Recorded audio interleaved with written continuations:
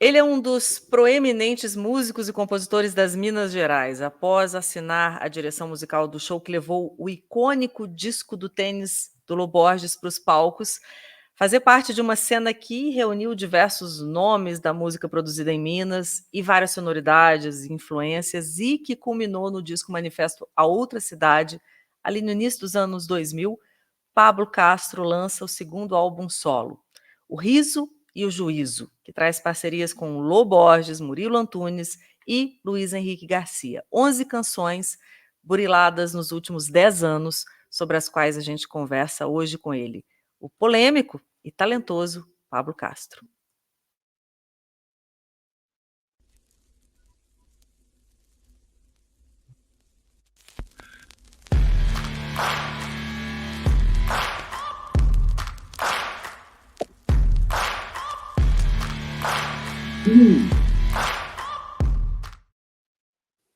Seja bem-vindo, Pablo Castro. Para vocês que me acompanham aqui no canal, né, muitos já conhecem o Pablo de outras participações aqui, sempre muito legais, sempre muito pertinentes, falando sobre Beatles. O Pablo participou também recentemente aqui de uma entrevista que eu fiz, uma entrevista incrível que a gente fez, né, Pablo, com o David Whelan, que é um autor inglês aí que faz uma belíssima investigação sobre o terrível, traumático assassinato do John Lennon, trazendo uma nova visão, uma nova perspectiva dos fatos. Claro, a matéria que eu fiz aqui, que é um dos clássicos do canal, sobre o disco do tênis do Lô Borges, enfim, já é um rosto conhecido aqui para minha alegria e honra do canal. Seja bem-vindo mais uma vez, Pablo. Agora para a gente falar desse novo disco, né?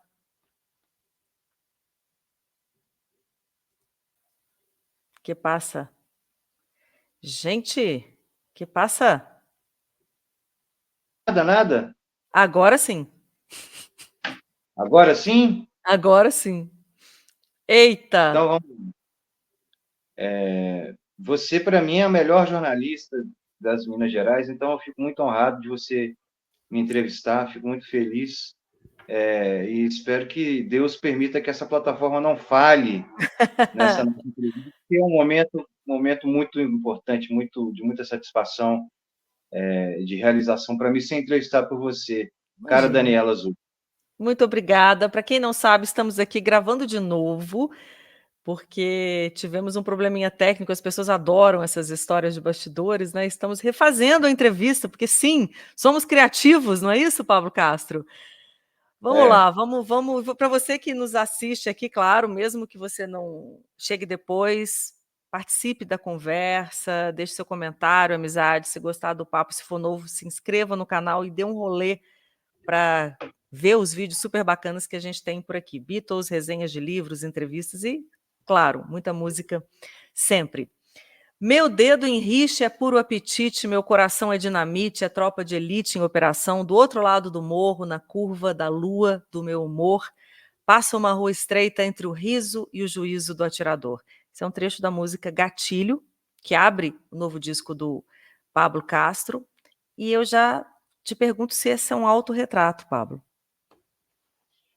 É um autorretrato, nesse caso, feito muito sob o impacto de uma situação política, ainda no ano de 2012, que foi a desocupação do Pinheirinho, que era um terreno em litígio judicial lá no interior do estado de São Paulo, e que o então governador Geraldo Alckmin deu a ordem para a sua desocupação pela PM de São Paulo e tal. E o pessoal que estava lá eram centenas de famílias, eles decidiram resistir, e na época a presidente era a Dilma, né? E ela, eu achei que todo mundo esperava que o governo federal fizesse alguma coisa em favor daquelas pobres famílias, mas não aconteceu. Nessa música eu meio que prenunciava o tensionamento político que explodiria no ano seguinte, 2013, né? As jornadas de junho, coisa e tal. É, então, é um pouco autorretrato, no sentido de eu admitir, confessar que essas coisas me comovem muito e me fazem, às vezes, ter posturas kamikaze, né? Posturas muito firmes em relação a injustiças e violências como essas.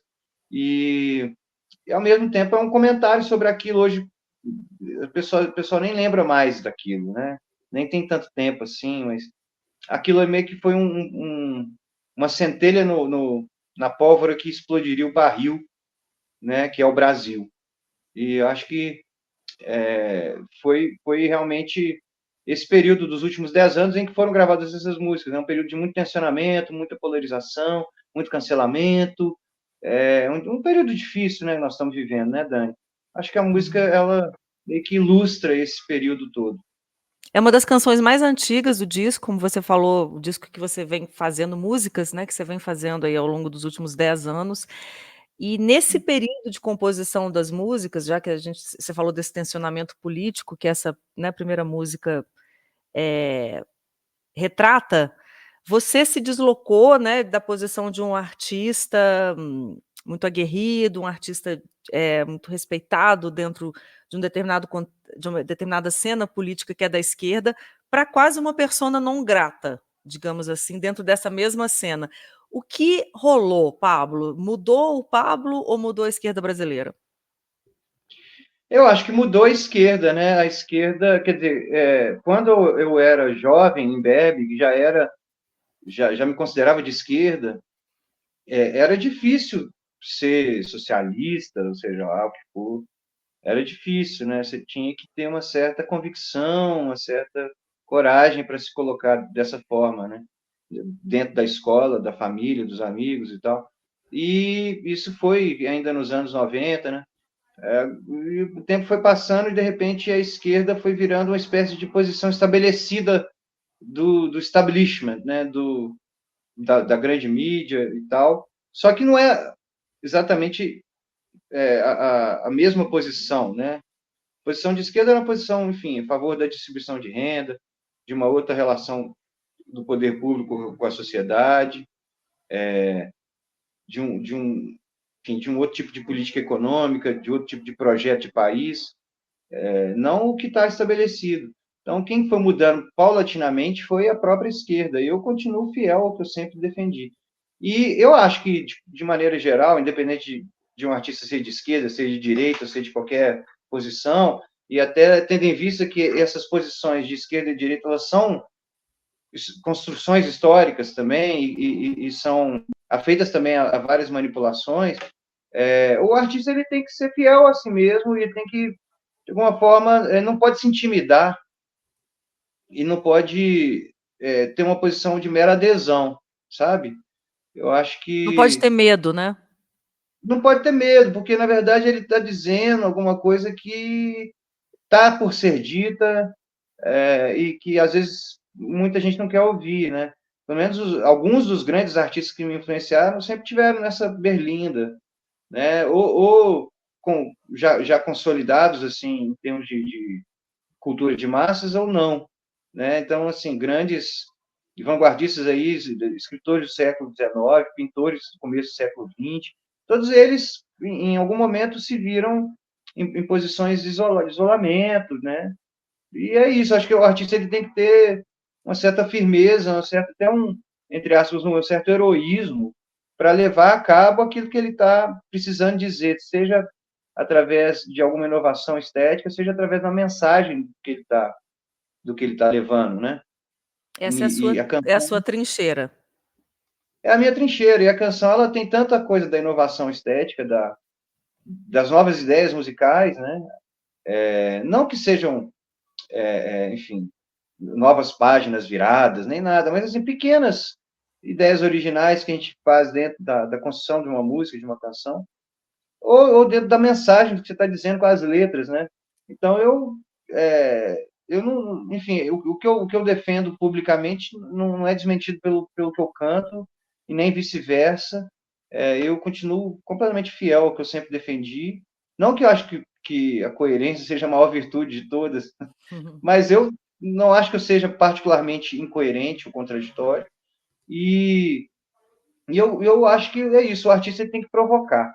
Um artista que está sempre a favor, né, ainda que seja supostamente uma posição de resistência e tal, mas está sempre aderindo, a órgãos, partidos, vertentes, mídias, etc. e tal, provavelmente ele deve pensar se ele está sendo genuíno mesmo, né? Às vezes ele não está, né?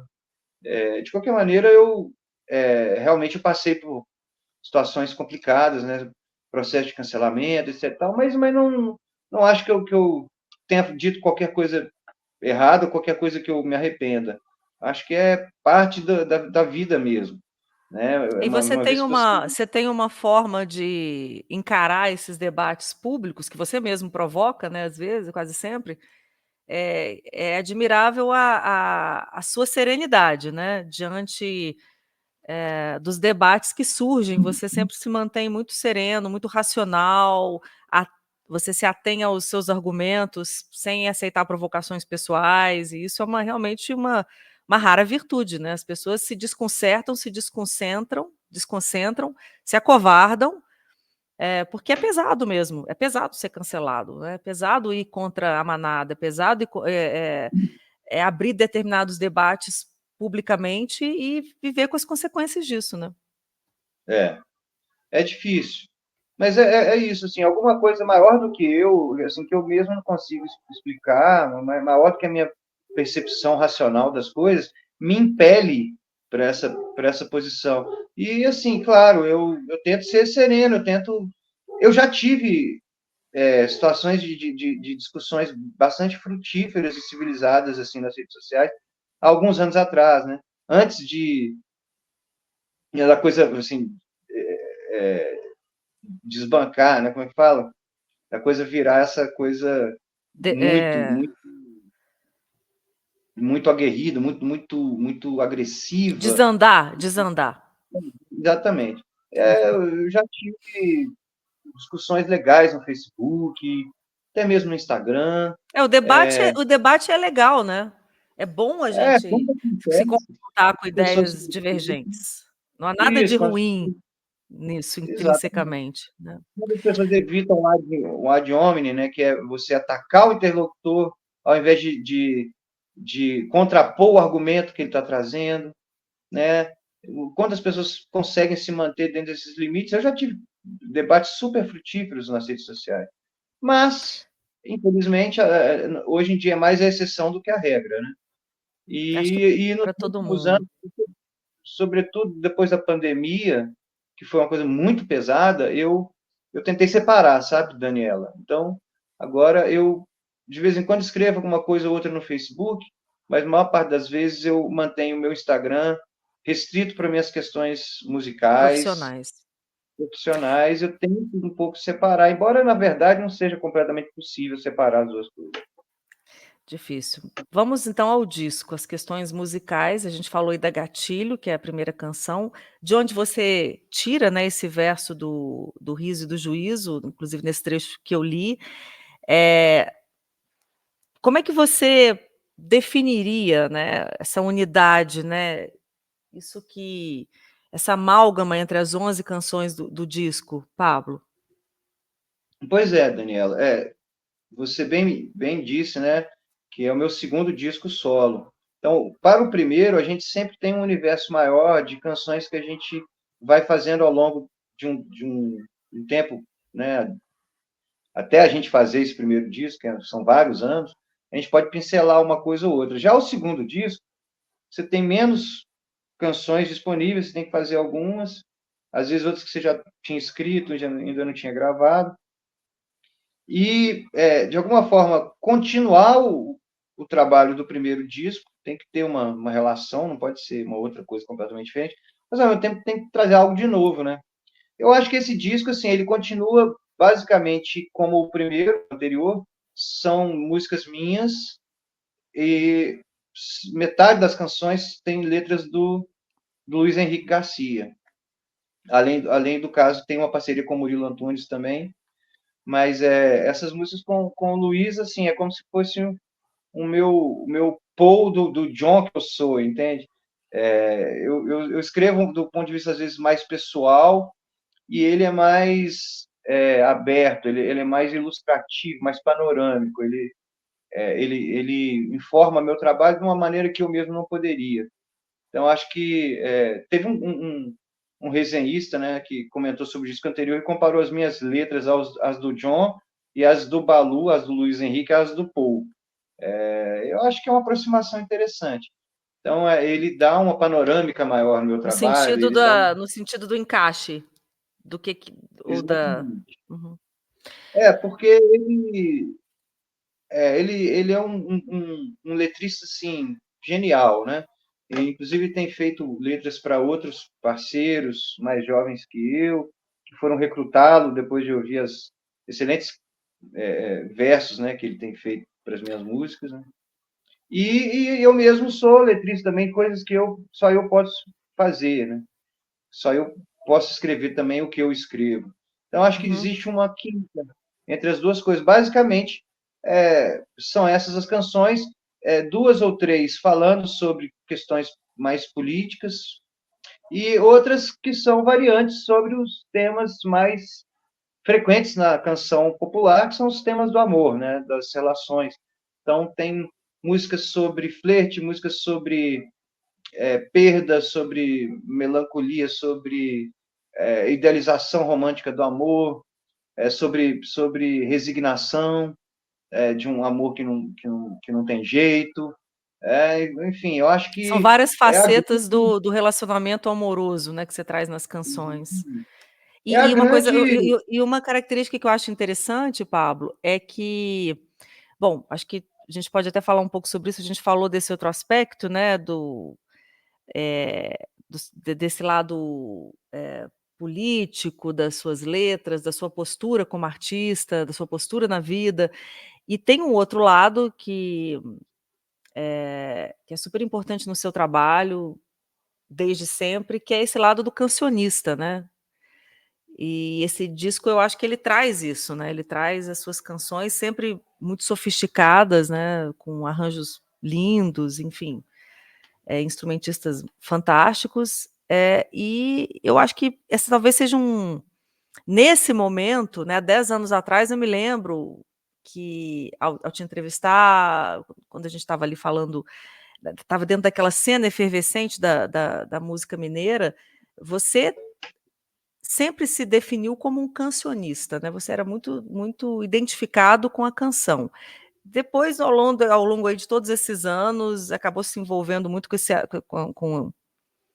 esse texto mais político, digamos assim, mas eu acho que eu acho não, você se define como um cancionista, né? Então eu queria que você falasse um pouco da importância da canção, né, no seu trabalho, como ela conduz o seu trabalho musical. É isso mesmo, Daniela. Eu, desde muito, muito novo, 11, 12, 13 anos de idade, eu já almejava ser um compositor e cantor de canções, uma coisa que eu tenho feito desde então.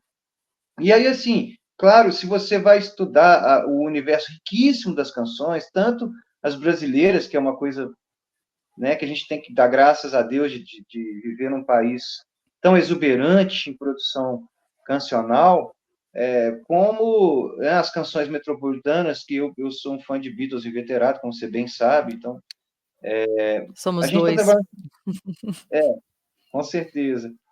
A gente sempre trabalha com arquétipos, né, com variações sobre os mesmos temas, porque, querendo ou não, o ato de cantar, ele precisa de uma certa intenção que é afetiva, né? Precisa de um afeto, porque você não vai cantar sobre qualquer tema. Embora, lógico, o panorama das canções no Brasil, por exemplo, se ampliou de forma incrível, né? Tem canções sobre os mais variados assuntos. Mas quem realmente está, enfim, engajado numa ideia de ainda reavivar a canção como uma forma artística que possa surpreender, que possa avançar um pouco na linguagem e tal, a gente tem que lidar com os temas fundamentais, né? A gente não pode... A gente pode até sair um pouco deles de vez em quando, mas tem que voltar para os temas fundamentais da vida, né? E o amor é um desses temas, né? Talvez seja o mais frequente, né? O mais recorrente. Então, fazer música sobre amor é exercitar a coisa bem central da canção mesmo, né? E eu acho que é uma coisa que, enfim, todos os grandes compositores se exercitaram nisso e vão continuar se exercitando. Não é por falta de assunto ou por falta de originalidade, é porque realmente o ato de cantar envolve um afeto que a nossa vida pessoal acaba provocando, né?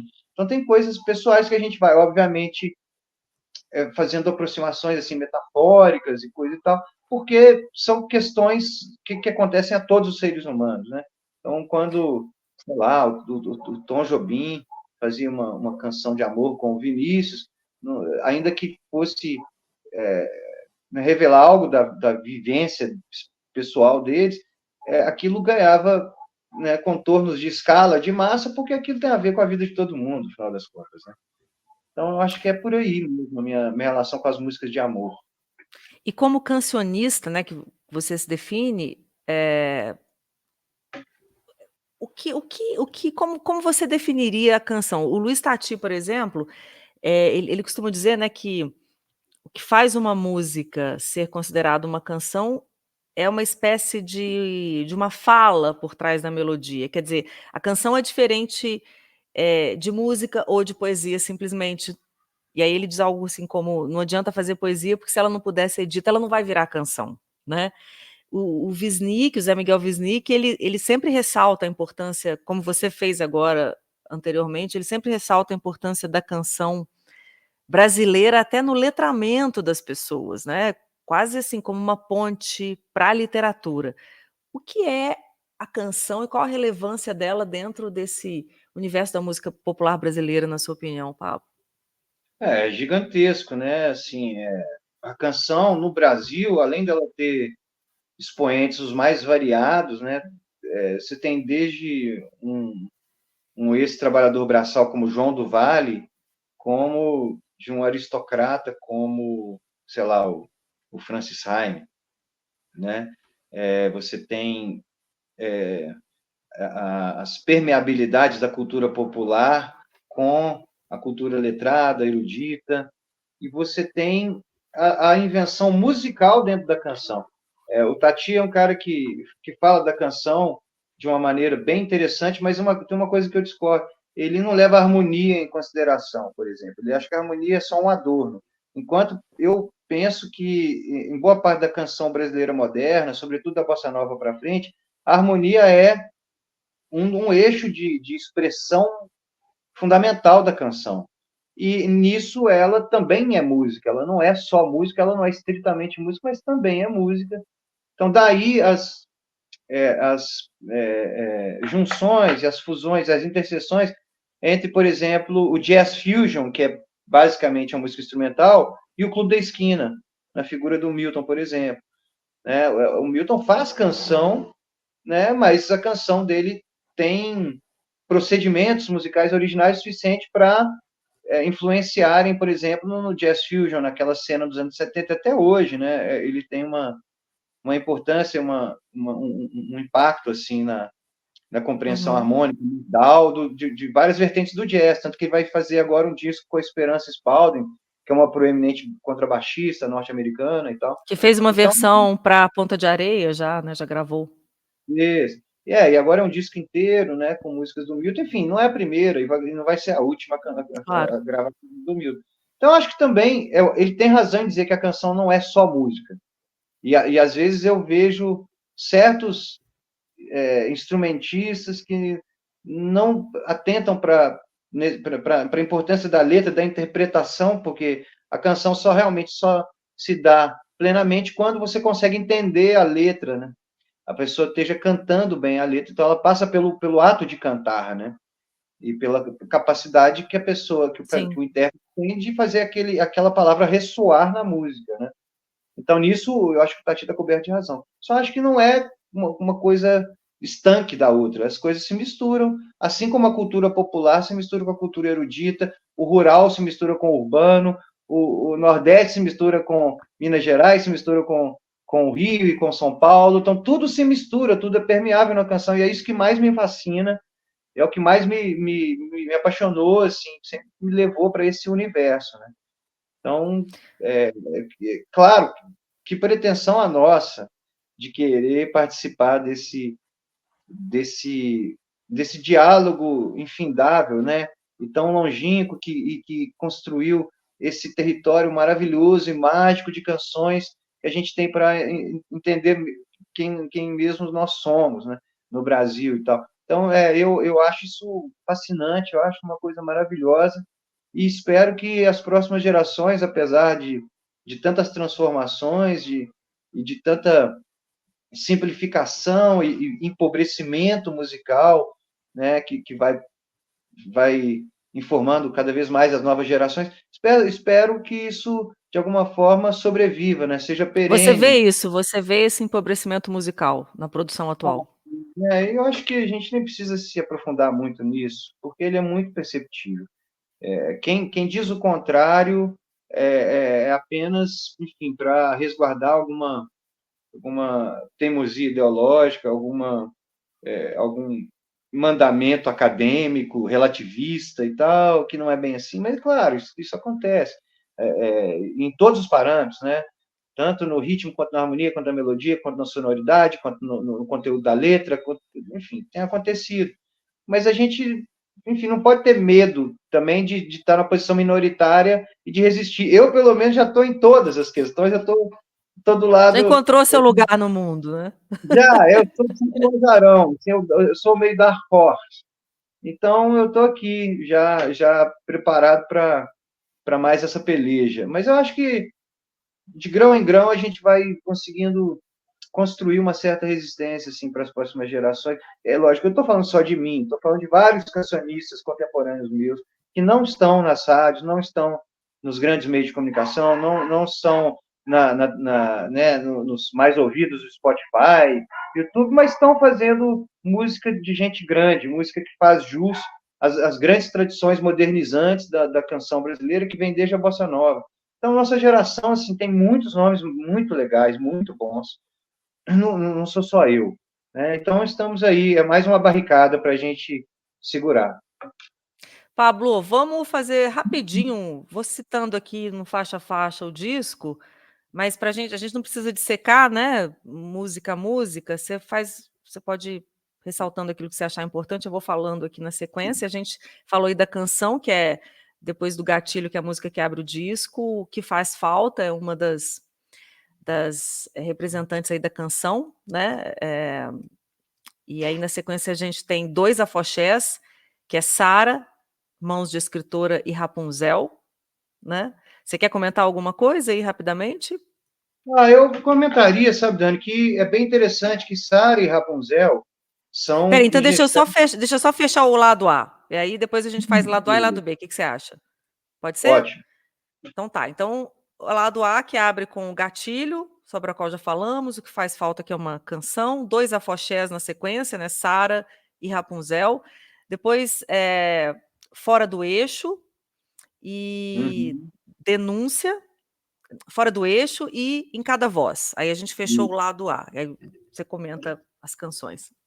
Isso, Sara e Rapunzel são duas variantes baseadas no ritmo Ijexá, Afoxé, que é um ritmo de origem iorubá, mas que se firmou muito na Bahia, né?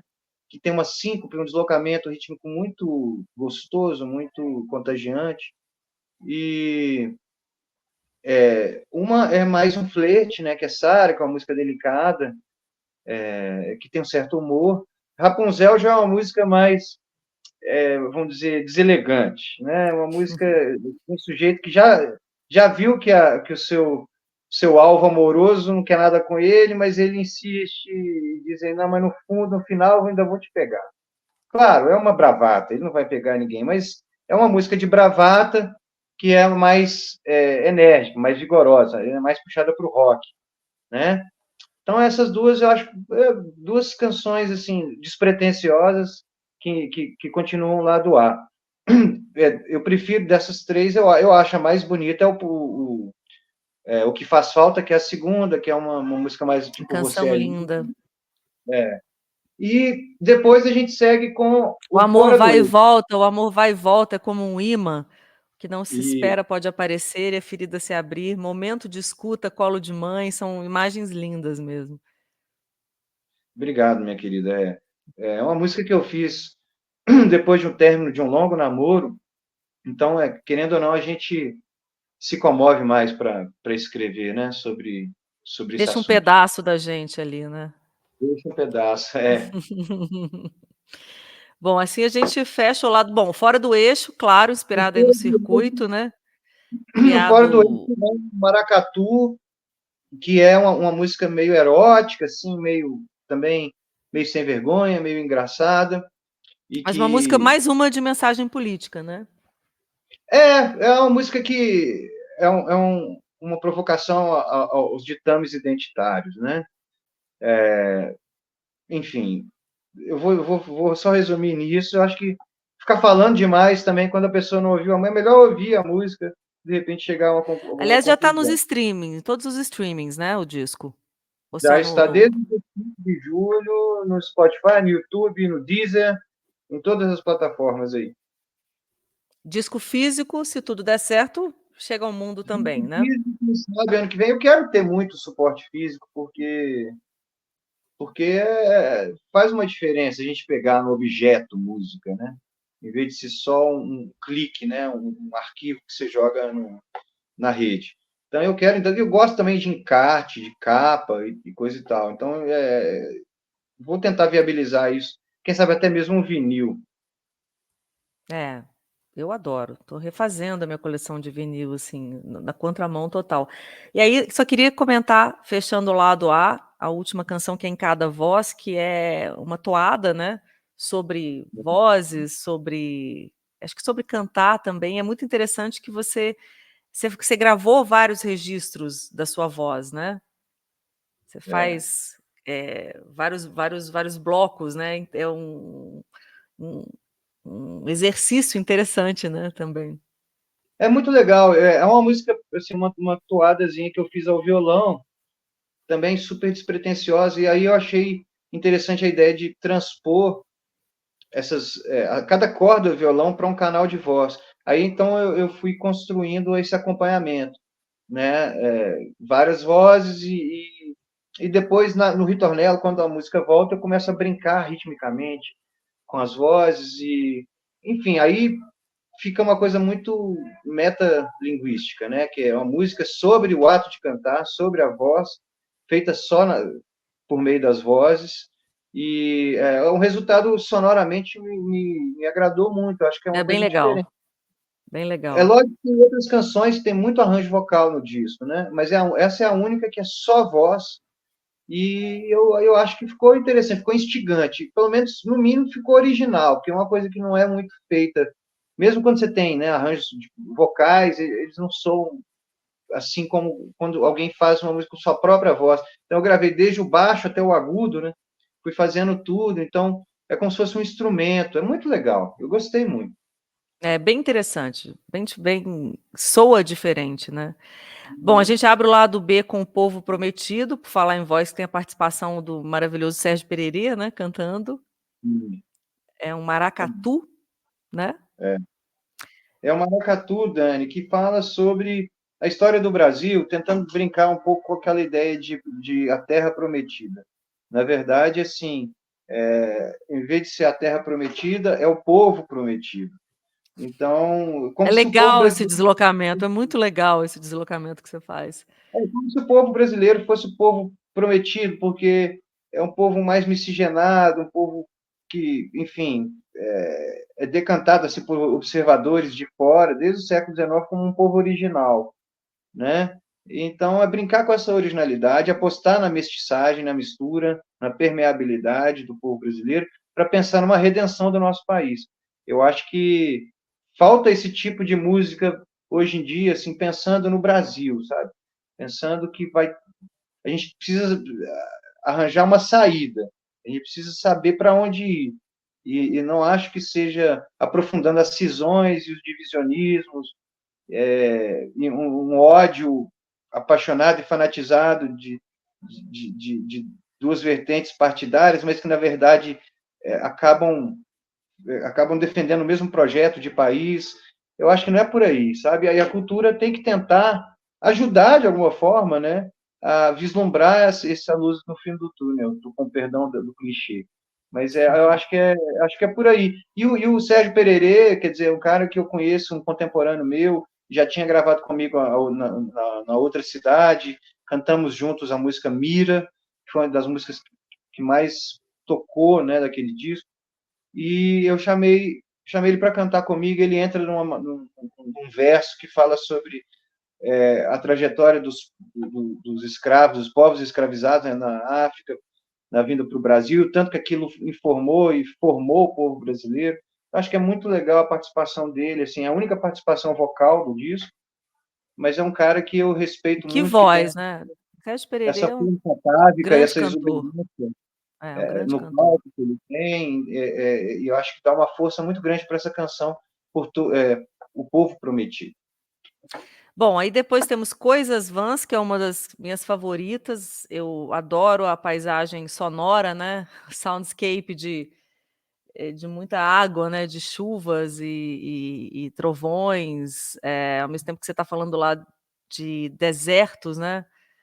Anda, Tuareg, vai sem destino, mova beduíno, terras renegue, todo hino é senha de coisas vãs. É uma das minhas favoritas desse disco. Eu acho uma belíssima canção. Já deu para perceber que eu sou fã das suas canções, né? Ah, que bom, Dani. Essa música já é bem antiga, a gente fez, eu e Balu, sobre... Balu, para quem não sabe, é o Luiz Henrique.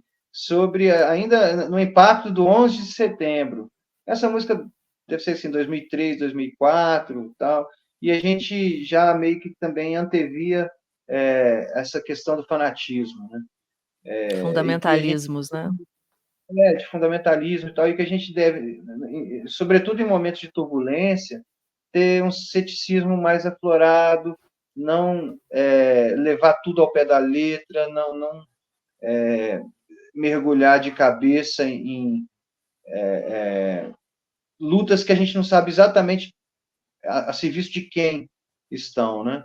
É uma música que pede um pouco um certo distanciamento, um certo ceticismo, uma certa cautela para com essas paixões, né, arrebatadoras da política, né? E é legal porque quando a gente fala de Tuareg, né, você falou de essas imagens de Saara, de deserto e tal, aí entra logo o som de uma tempestade, né?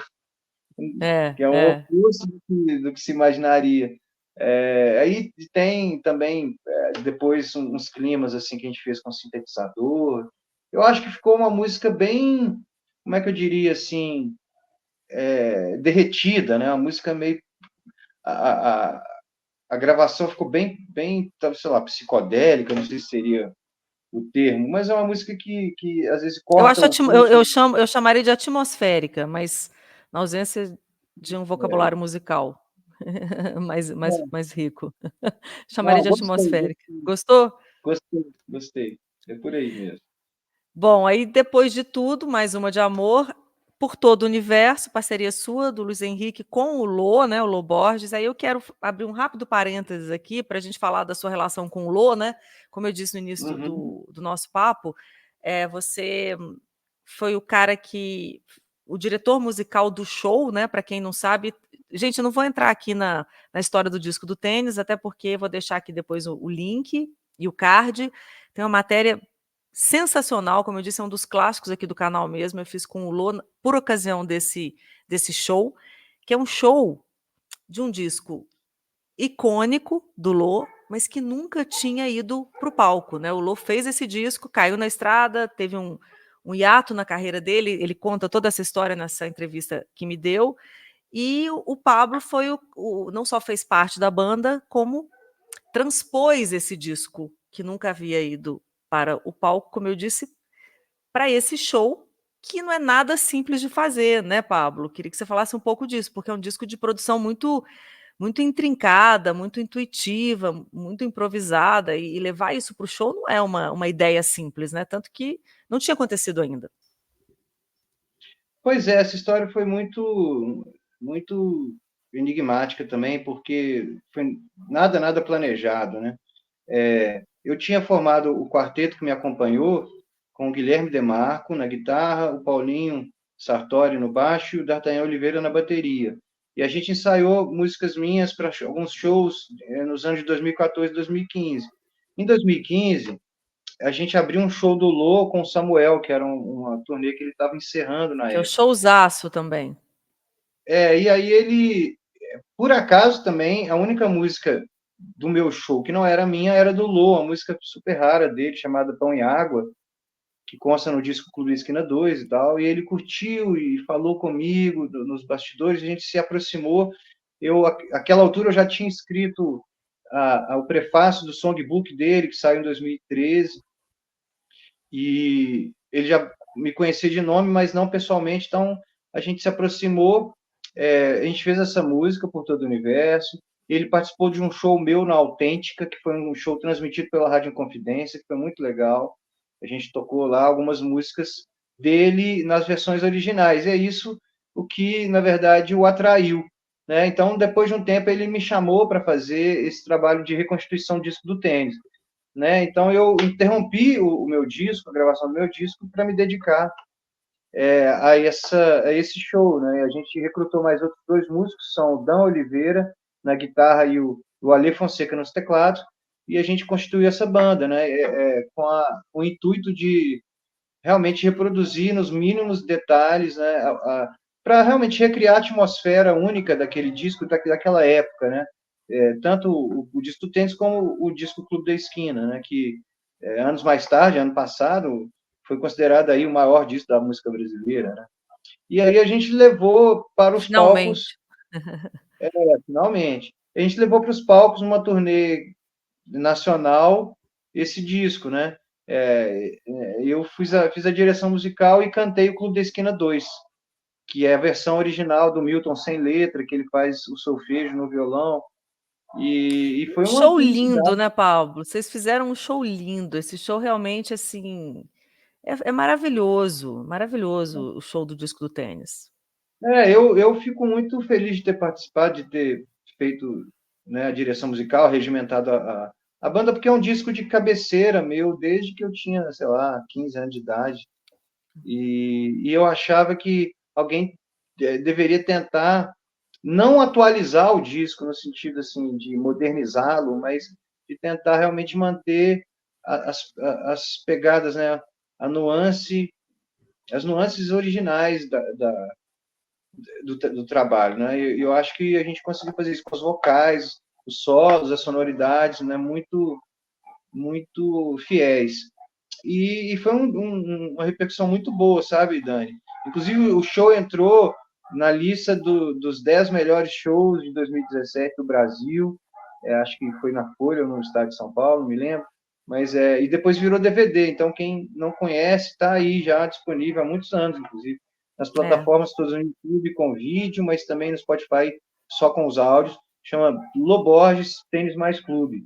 Então, essa minha aproximação com o Lô gerou isso tudo e gerou a canção Por Todo o Universo, que é a penúltima do disco, né? É uma música que tem a letra do Luiz Henrique Garcia também, mas que eu fiz assim, quando eu comecei a me aproximar do Lô, melhor dizendo, eu pensei, pô, eu tinha que fazer uma parceria com ele, né? Um mestre, um cara em que eu sempre me espelhei, vamos dizer. Porque Belo Horizontino, porque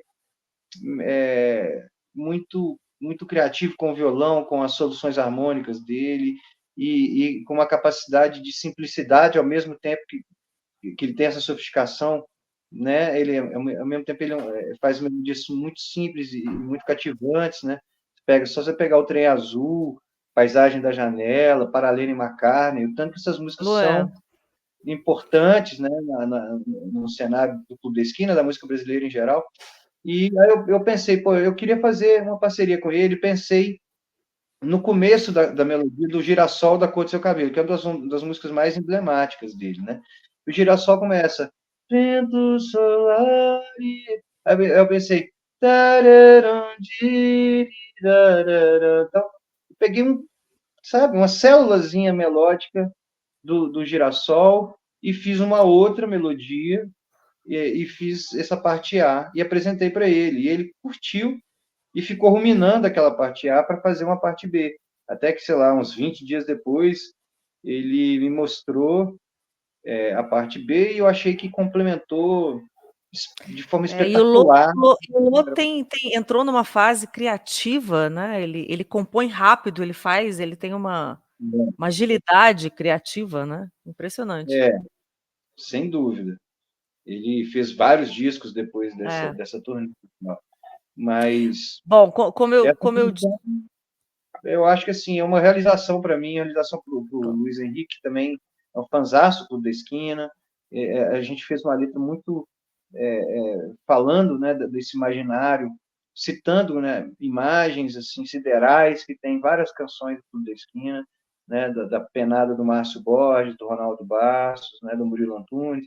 Então é uma grande realização para mim. A música ficou muito bonita, o próprio Lô gosta muito, embora ele ainda não tenha gravado. Um dia ainda vai gravar. Bom, e sobre a história do disco, né, do disco do tênis, como eu disse, tem uma entrevista que eu fiz com o Lô, nessa ocasião, a época do show, em que ele conta tudo sobre o disco, sobre o processo criativo, que é super interessante, sobre por que ele não fez o show, sobre esse período posterior ao show, enfim, vale a pena. E tem a banda, né, da qual o Pablo faz parte, tem a banda tocando lá, a gente acompanhou o ensaio, temos imagens exclusivas, realmente é uma matéria muito bem produzida, muito legal. Pablo, o Riso e o Juízo, como a gente já disse anteriormente, já está nas principais plataformas de streaming. Escutem, né? Em breve, se Deus quiser, o disco físico ou o LP, o vinil, chega aí também às nossas mãos. Fora isso, nas redes sociais, siga o Pablo Castro. Obrigada pela entrevista, querida. Adorei ter você aqui agora Eu que falando do agradeço, seu minha querida. trabalho, né? Eu que agradeço. Para mim é uma realização profissional ser entrevistado por você. Espero que a próxima seja em loco para a gente não ter esses problemas de esses problemas Técnicos. técnicos. E não espere 10 anos agora para fazer o próximo, né? Não Como vou você disse, esperar, você vai não. soltando canções também. O show de lançamento em breve está rolando, de repente, dependendo do momento que você nos assiste, já rolou, mas em breve tem um show de lançamento também aqui em BH e pegar a estrada depois, né? Sem dúvida, sem dúvida. Eu até teria feito no começo de julho, quando o disco foi lançado, mas por forças maiores não pude, tive que adiar o show. Com problemas familiares, né, a saúde do meu pai, que agora já está em franca recuperação. Mas a banda está muito legal, a banda que vai me acompanhar está muito legal, está todo mundo muito empolgado com o repertório. Ontem eu fiz uma audição lúdica, que foi bem bacana, porque é uma coisa que as pessoas não estão mais acostumadas a fazer, que é ouvir um disco inteiro, e eu acho que surpreendeu muito, assim, sabe?